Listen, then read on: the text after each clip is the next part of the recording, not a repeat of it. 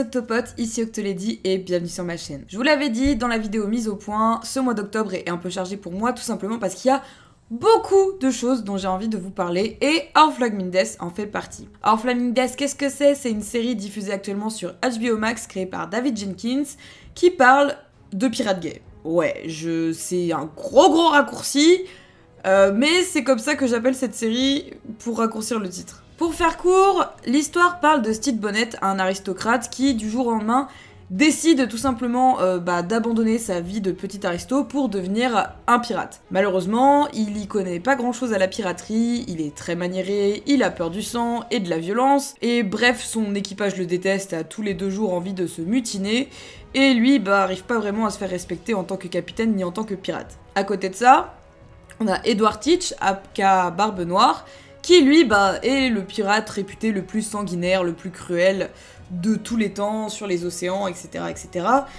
Qui commence à s'ennuyer ferme dans sa vie de pirate tout simplement parce que à chaque fois qu'il aborde un bateau, il a même pas besoin d'être sur le bateau à aborder, tout simplement parce que les gens fuient ou se rendent simplement devant son pavillon. Du coup, il commence à trouver ça un peu ennuyeux, la vie de pirate. Et lui, il a toujours rêvé d'avoir des biens, d'être choyé, d'avoir de belles choses, etc. Mais étant donné qu'il était pauvre, il a jamais pu faire ça tout simplement. Donc ces 2 personnages-là vont se rencontrer et vont passer une sorte de pacte.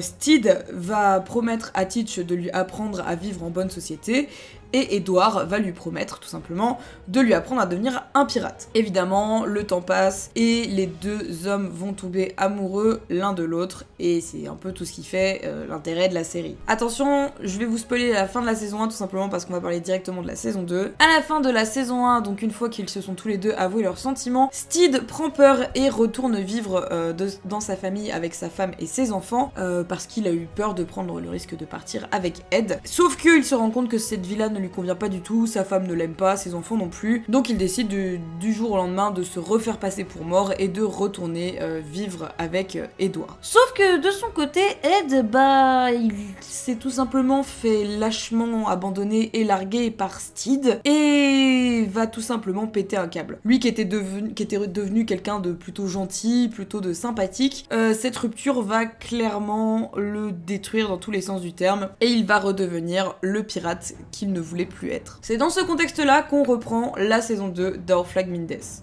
Donc c'est-à-dire que Edward est sur l'ancien bateau de Stede avec une partie de son équipage, et Stede a retrouvé la partie de l'équipage qu'Ed avait abandonné et travaille à la République des Pirates à présent. HBO a une diffusion un peu particulière, c'est-à-dire que dès la première semaine, on a eu le droit à 3 épisodes. Ensuite, on aura le droit à 2, puis re-2, puis un seul pour le season final. C'est un peu particulier, mais c'est comme ça. Donc dans ces 3 premiers épisodes, on nous remet bien le contexte de tout ce qui s'est déroulé dans la saison précédente, et on voit un peu l'évolution de tout le monde sur plusieurs jours. Donc du côté de Stede, donc ils sont en train de travailler à la République des Pirates pour Spanish Jackie, donc une des pirates qu'on avait déjà vue dans la saison 1, qui s'entiche carrément du suédois d'ailleurs, du Swede. Elle décide d'en faire son 20e mari, donc voilà, le Swede, je sais pas si on le reverra plus tard dans la saison, en tout cas, pour le moment, il a l'air d'être bien avec Spanish Jackie, donc très bien pour lui. Donc l'équipage bosse pour Spanish Jackie dans l'espoir de ramasser un peu d'argent histoire de se racheter un bateau. De son côté, Stede donc a l'impression de bien prendre son rôle au sérieux, etc. Donc il place les gens dans le bar, etc. Enfin bref, c'est du grand Stede quoi, et pas du tout pirate comme d'habitude. Mais en fait, il se pose un grand dilemme dans sa tête, c'est qu'il ne sait pas s'il a vraiment envie de revoir Ed. Enfin, bien sûr, il a envie de retrouver Ed, mais on se demande s'il a pas peur de le retrouver parce qu'il l'a quand même largué. Stede, lui, avoue qu'il a plutôt peur de le retrouver parce qu'il a peur que la vie de Ed soit meilleure sans lui. Bon, ce qui est pas spécialement le cas, on va pas se mentir. Donc, voyant qu'ils ne peuvent pas récolter assez d'argent, ils décident de voler Spanish Jackie. Donc, ils lui volent un coffre plein d'indigo, donc une espèce de teinture pigmentée qui vaut extrêmement cher.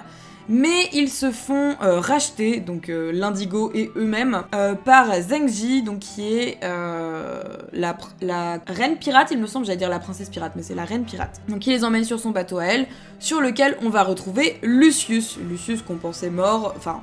sauf si on avait vu la bande-annonce dans laquelle il était. Donc Lucius qui du coup est devenu un peu un tough guy tout simplement à cause de tout ce qu'il a traversé, hein. Il en veut énormément à Steed, car pour lui c'est de la faute de Steed si Barbe Noire l'a fait passer par-dessus bord, donc il lui en veut énormément. Il a traversé pas mal de choses, notamment il a dû bouffer des rats dans des cales pour essayer de survivre, enfin bon, du coup voilà, il en veut beaucoup à Steed. Il est très content cependant de retrouver Pete, Black Pete, et le retrouvaille était vraiment trop mimi. Donc on perd le Swede, mais on retrouve Lucius avec Black Pete. Et également, un petit truc sympa qui se passe sur le bateau de Zheng Ji, c'est que donc sa tante, qui est la seconde de l'équipage, pense que Buttons est une sorcière des mers. Ce qui est totalement possible parce que Buttons rentre carrément dans son jeu. Donc en vrai, ce serait pas déconnant avec le fait qu'il puisse parler aux oiseaux, enfin voilà, plein de trucs comme ça, ce serait vraiment pas déconnant en vrai, donc... why not? D'ailleurs, elle lui donne un espèce de sort pour qu'il puisse changer de forme, puisse se libérer de sa forme humaine. Ce serait trop drôle qu'il se transforme en mouette. Franchement, ce serait trop marrant. Donc après ça, du coup, donc ils servent pour le moment sous les ordres de Zheng Ji, et il y a Olu et Zen qui commencent à avoir une pseudo-relation. Je sais pas trop comment ils veulent faire ça dans l'avenir, mais bon, voilà. Du coup, du côté de Barbe Noire, il se passe pas mal de trucs. Lui, il a complètement pété un câble, hein. Lui, ça y est, il est en full dépression, full pétage de câble, full burn-out. Il bute des gens, ils passent leur vie à buter des gens, genre ils font des abordages tous les jours, ils butent tout l'équipage, ils butent tout le monde. Et là, le dernier en date, ils font ils abordent un bateau où il y a un mariage et ils butent tout le monde sur le bateau. Même Jim, du coup, juste après ce moment-là, Jim, donc qui fait partie de l'équipage de Barbe Noire maintenant, se demande si c'est pas un peu too much ce qu'ils ont fait sur le mariage, quoi. Fang dit qu'à ce moment-là, Ivan a été tué. Donc Ivan, c'était un personnage qui faisait partie de l'équipage de Barbe Noire dans la saison 1, donc apparemment qui a été tué hors champ. Peut-être que l'acteur pouvait pas revenir. Et que Barbe Noire n'a même pas sourcillé, pour vous dire à quel point il est vraiment dans un état un peu... voilà.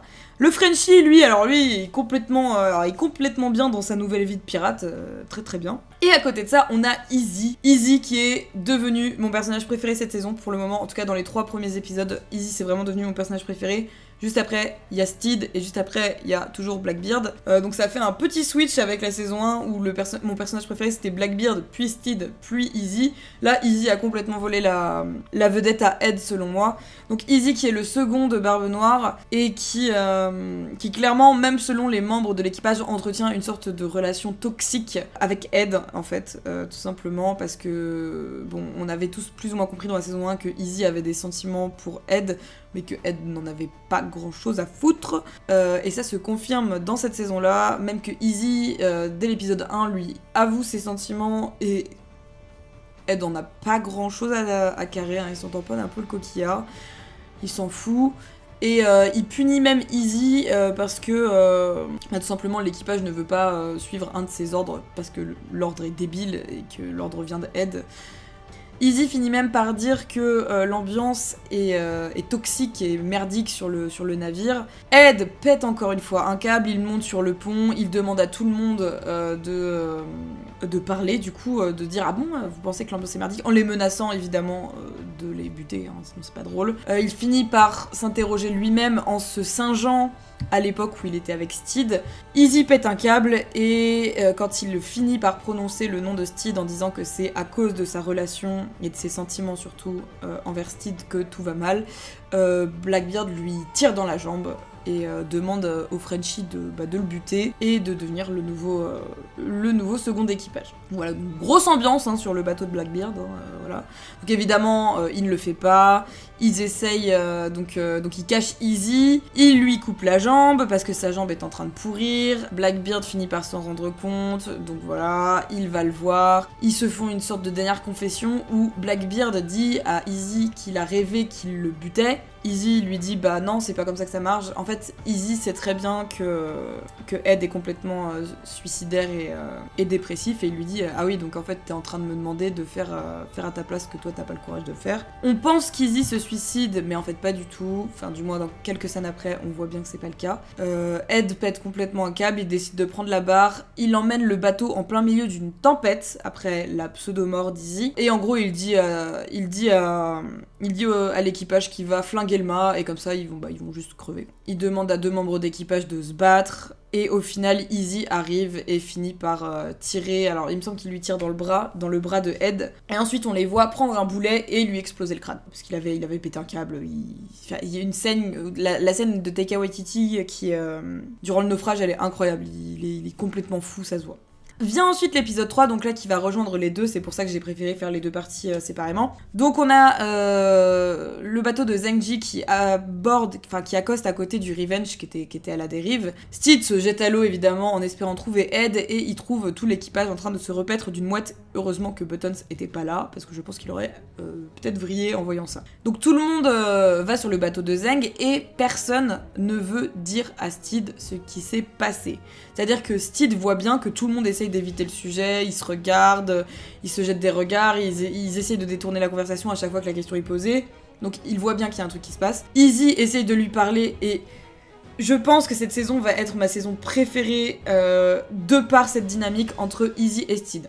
C'est-à-dire que dans la saison 1, Steed il avait un peu peur d'Izzy. Bon, il lui disait d'aller se faire foutre quand même, mais il avait quand même relativement peur d'Izzy. Et Izzy, il avait juste envie de déglinguer Steed.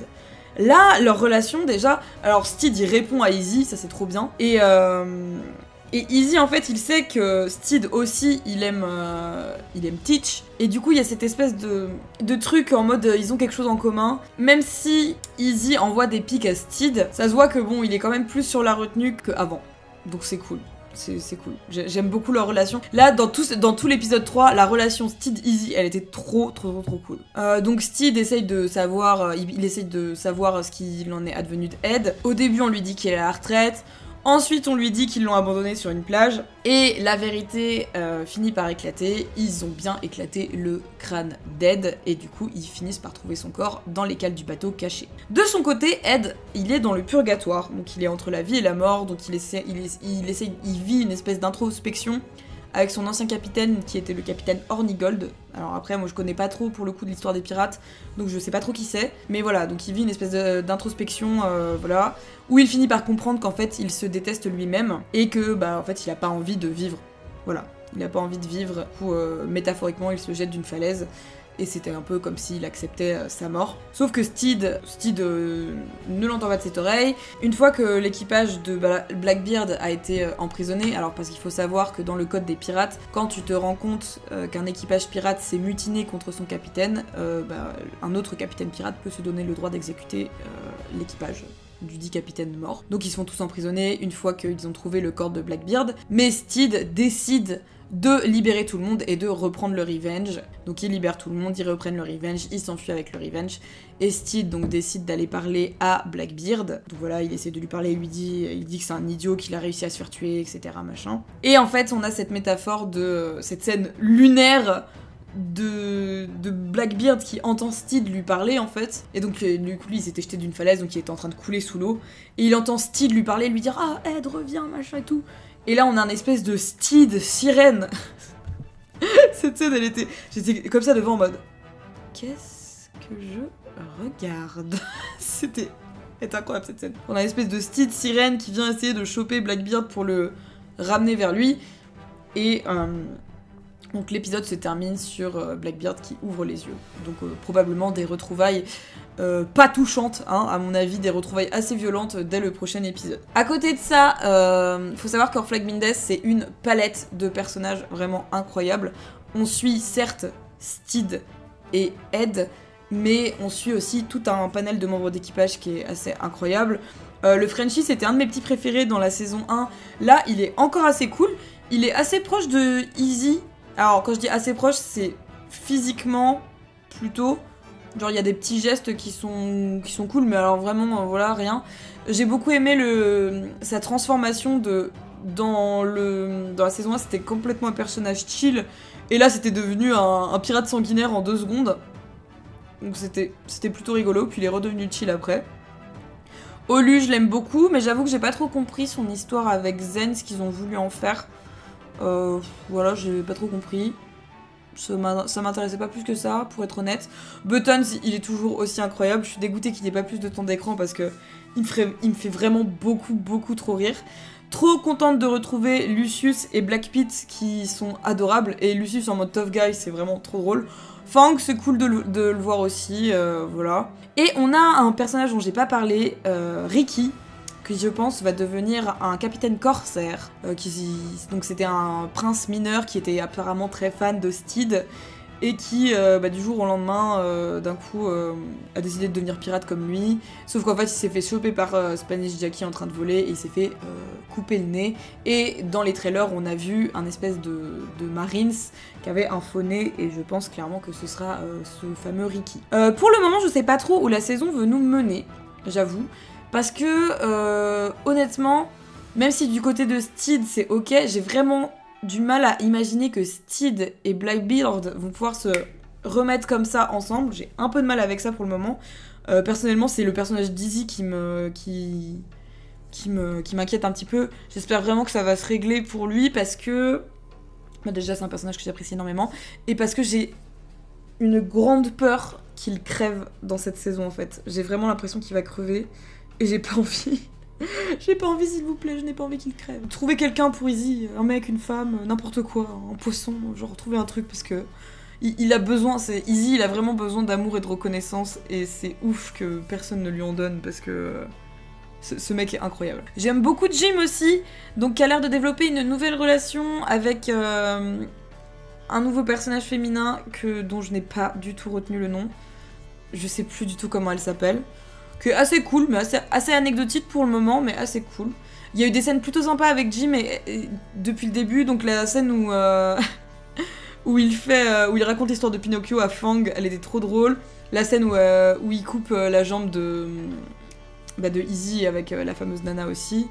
Et même le personnage de Jim de manière générale est assez cool, s'est retrouvé avec Olu, c'était assez sympa aussi, donc voilà. Donc honnêtement, je sais pas encore trop où on va aller avec cette série, ou du moins avec cette saison, mais... j'ai beaucoup apprécié les 3 premiers épisodes et j'ai vraiment juste hâte d'avoir la suite. J'ai pas spécialement de théorie pour le moment. Il y a beaucoup de gens qui parlent d'un triangle amoureux entre Steed, Ed et Izzy. Moi j'avoue que Izzy, s'il pouvait juste avoir plus de temps d'écran, voilà, ça me convainc parce que ce personnage mérite beaucoup trop de temps d'écran, l'acteur est incroyable. En tout cas, c'est une bonne reprise avec ces 3 premiers épisodes et j'ai juste hâte de voir la suite. Si vous voulez voir vous aussi Our Flag Mean Death, malheureusement c'est sur HBO Max, donc il n'y a pas vraiment de moyens légaux en France pour les voir pour le moment. Moi personnellement je les regarde en streaming, je sais c'est pas bien, mais actuellement j'ai vraiment aucun moyen à vous donner pour le regarder en français.